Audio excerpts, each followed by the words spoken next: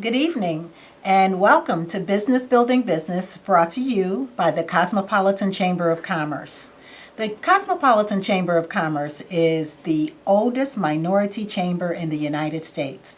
We're very proud of our history, of our legacy, and we're very fortunate in the city of Chicago to have such an organization as the Cosmopolitan Chamber of Commerce. Not only is the chamber something to be proud of, but all the partners that we have, all of the people that have been a part of the chamber since its inception. And one of those people who has been right there, working with the chamber is our guest tonight. Tonight's guest is Laverne Hall. Laverne is the president of her own consulting company, but she comes to us with a wealth of experience and knowledge. She is the certification guru, the expert, and she has been at head of diversity at Chicago Public Schools, Cook County, the Target Group. You've been with the Target Group, and so Women's Business Development Center. Exactly. It's so many, I forget. But first of all, let's welcome Laverne. Hi, Thank Laverne. you, Rhonda. You're Thank welcome. You. It's been a while since I've been here. I know. Yeah. And before we came to these new digs, I love this it. beautiful? Yeah, nice. Yeah. Well, and first of all, before we get started and Laverne sharing her knowledge with you, we want you to know that this is a very interactive show. So feel free to call in to the number at the bottom of your screen, 312-738-1060. Ask a question, make a comment. The Chamber is here to help small businesses. Whether you're thinking of a business, whether you are established, no matter where you are in the business, in that chain, we're here, we can help you. And one of the most important areas, and especially if you're trying to secure business, is getting your minority certification. Everybody asks. In fact, I told someone today who our guest is, and they said, well, what is minority certification? So let's start with that. What's minority certification, Laverne? Well, it is interesting that there's so much confusion around the subject and around the whole certification process. I've been consulting with a lot of local entrepreneurs lately and just kind of helping them respond to RFPs for local government agencies. Mm-hmm. And the first thing, especially if they've been in the private sector, one of the first questions they'll ask me is, why do I have to do this? Why is this even necessary? Well, what's an RFP? And so an RFP is a request for proposal. Okay. And that's when you are going after a government contract. Mm-hmm. So they are asking for proposals. It's a really art in itself of putting the package together. Mm-hmm. But one of the questions that entrepreneurs will generally ask is, is it necessary that I be certified when I go after these types of opportunities? So if a business has their license, they have their DBA, they have incorporated, they have their incorporation, they have set up their business entity, do they still have to be certified? Yeah, and let me explain why the certification is necessary. Basically, when you're in the private sector, you're spending your own money. And so that you set the criteria for how you're going to spend that money. But when you're going after a government contract, you're spending tax dollars. Okay. And tax dollars come with a different set of requirements, all right? So it's more to it than just price or just the quality of the service. They also have a requirement to spend a percentage of those dollars with minority and women-owned firms. Mm-hmm. And so in order to comply with that requirement, they generally will put a minority or women-owned goal on a project to make sure that they achieve those requirements. Now, in order to really be able to demonstrate to a government agency that if they use your goods, use your services, then they will in fact be complying with this MWBE requirement because you are in fact an MWBE firm, then you have to be certified to demonstrate that. When I say certified, I mean that the agency itself does some due diligence to verify that your firm is actually owned and operated by a minority or a female. And that due diligence, is it just, a little check sheet that Well, they have complete? ways of determining if you own and operate the firm, if it is a small firm, because the size of the firm also matters. So basically, when they're looking to see or when they're verifying the firm is minority or woman-owned, they have certain documentations that they require. So to determine the size of the firm, they'll take a look at your tax returns. They generally like to see 2 to 3 years worth of tax returns. To determine the management of the firm. They want to see your financial statements. They want to see your organization chart. If you're incorporated, they're going to take a look at stocks and bonds. So there's things that they want to see. Okay. And it looks like we have a caller. Are you there, caller? Thank you. Good evening, ladies. How you doing? Good, I have thanks. a question, all right? When you're talking about government contracts, do we have anything to be worried about? Because especially with the federal government in terms of their civil rights division, a lot of their lawyers are leaving because they are concerned. Are they going to be in charge of enforcing the law? Because they worry whether or not their department is going to be defunded.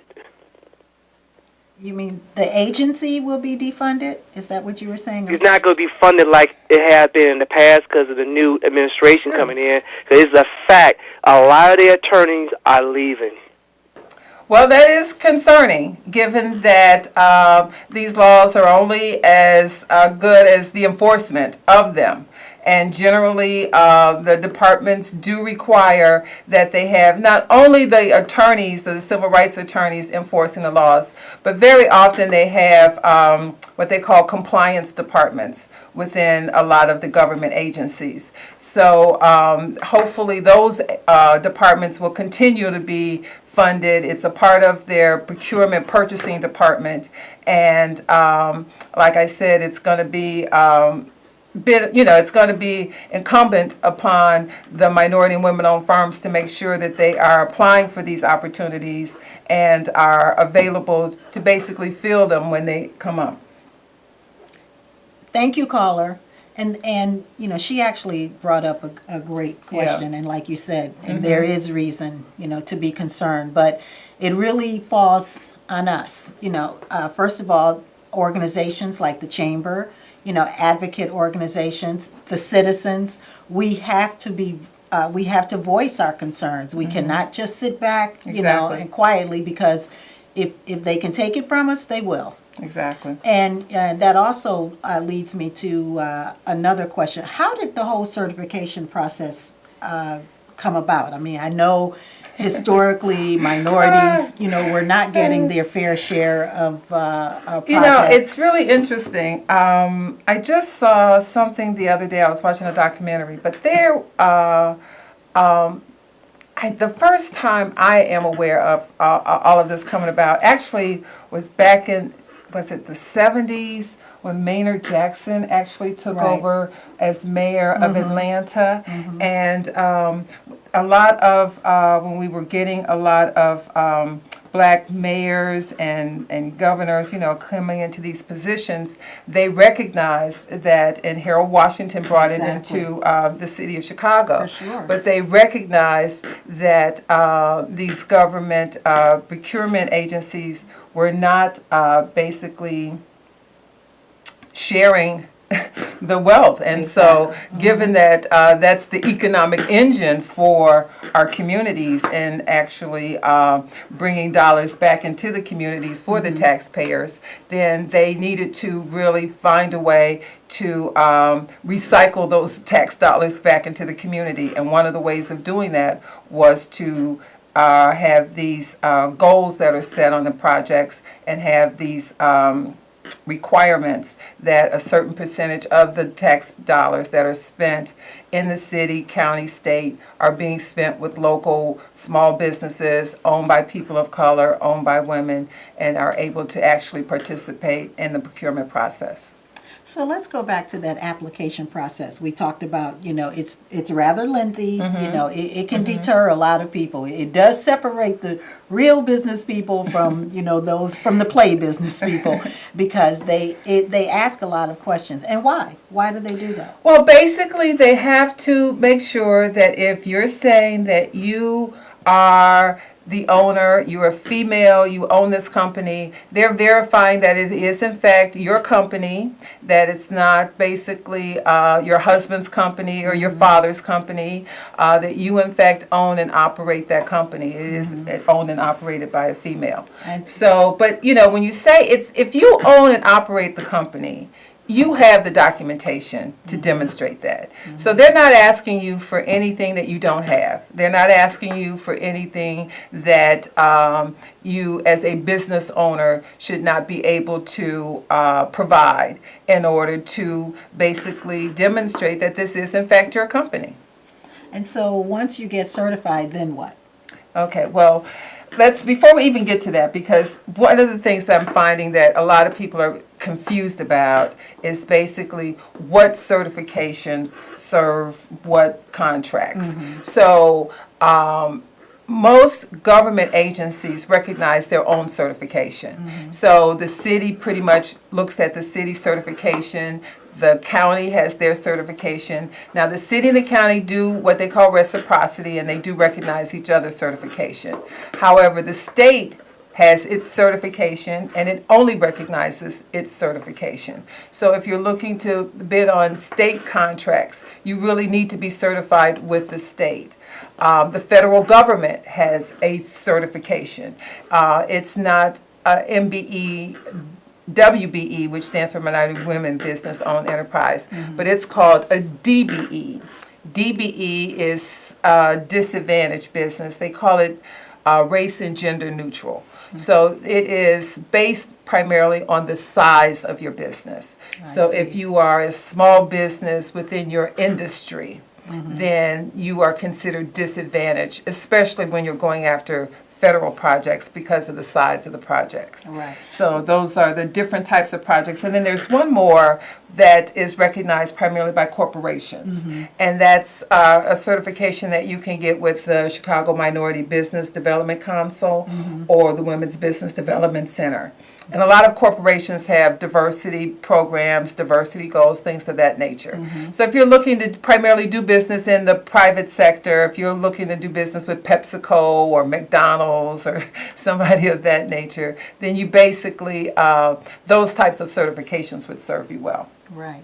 Well, thank you, Laverne. And just, I want to take a moment here just to discuss the Cosmopolitan Chamber of Commerce. And again, it's Chicago's oldest African American chamber, serving the community for more than 75 years. We invite you to please go to our website, and maybe you might even want to become a member of the chamber. I just wanted to share one of the testimonials from one of our members. He says, "Without a doubt, I believe that our enduring commitment to provide financial empowerment to our members is the key reason joining the chamber is such a remarkable opportunity." And also joining the chamber, you get firsthand introductions to people like Laverne Hall. And any assistance that you get at the Cosmopolitan Chamber of Commerce is always free. You don't pay a thing. So, Laverne, let's get back to certification. And so we talked about the different types of certifications. One thing I did want to mention is that the DBE certification or the federal certification is one that's primarily recognized by transportation agencies. So that's a certification that is recognized by the CTA, Metra, PACE. Any agency. The city also has a DBE certification whenever it is spending federal funds. So any projects that have federal dollars involved will have what's called a DBE certification and a goal that's usually attached to the contract. And so where do you get a certification application? Well, most of the agencies, or I believe all of the agencies now have their certification applications online. You can basically go to their website, look under their diversity program or their certification program, complete the application online. You can download all of your supporting documents onto the application and just submit it right there online. And once you turn in a application for most agencies, how long do you think it'll take before you hear back or you're approved? Well, it varies. It's very important that you submit a complete application because if you forget to include something, inevitably the time the process just gets delayed because then they have to request the information. They give you time to submit the information, then you have to basically go back through the whole process of evaluating the application. So it's just real important that you submit a complete application. And then again, different agencies, and it could take anywhere from 6 weeks to 3 months. Again, just depending on the backlog of applications and the agency that you submit your application to. Well, we have people that call the chamber all the time that, want to know what are the next steps, or they call and, they found a bid that they are interested in, but they're not certified. And some people are asking, can you still bid on a project if you have your certification application in, but it is not yet approved? I guess pending. It's called pending. I believe that a lot of agencies will recognize a pending certification application. So, say you see an opportunity, you respond to what they call RFP, and then you also submit your application while you're responding, then they will generally recognize it. Now, know that they cannot count it if you're awarded the contract until the application actually gets approved. But I believe that most of them will recognize a pending application and will wait to see what the approval is, Okay. while you're waiting to get approved or not. And so once I'm approved, my company gets this letter, and I could put it on my wall, my certification, or in in my binder. What's next? What happens then? Well, How here do I are get- the how do I get benefits. business? Here are the benefits for being certified. Basically, the beautiful thing about it, and one of the things that I tell a lot of the clients that I work with, is that once you are certified with an agency, you're entered into that agency's database of certified firms. So if you are certified with the city, you're now in their database of certified firms. Whenever they have a need for your service or your product, they will basically send you a notice saying that you have a service for paper, and our Department of Corrections has a need for paper, and they will in fact send you the notice. They'll let you know when the proposal is due, all of that information. So you will find out about a lot of opportunities that you ordinarily, without having done the research yourself, know about. Another thing that is a real benefit is the fact that you get an opportunity to really participate on larger projects. So very often, even though you might represent 25% of the project, on some of these construction projects, these projects are $400 million projects. So, any percentage of those projects are pretty nice sized contracts. So it gives you an entry point into some very large contracts just based on the contractor trying to meet some of these goals, or the buyer of the department trying to meet some of these goals. Another great opportunity is the fact that whenever vendors or contractors are looking for a firm that has your services or in need of your services or product, one of the first places they'll go to look for a firm will be the certification database. So again, you now start showing up on the radar screen. And that's a great benefit. I mean, it can serve you as well as your website at times, because very often you'll be getting calls that you had not anticipated. So there's a lot of benefits to it. I know it sounds like it's a lot of work and that type of thing, but you certainly do get a return on that investment of time and energy. For sure. I think that a business, if you're certified, and especially with those directories, you look at it as another marketing tool. You know, it's really up to you, the business person, once you're certified, to get the business.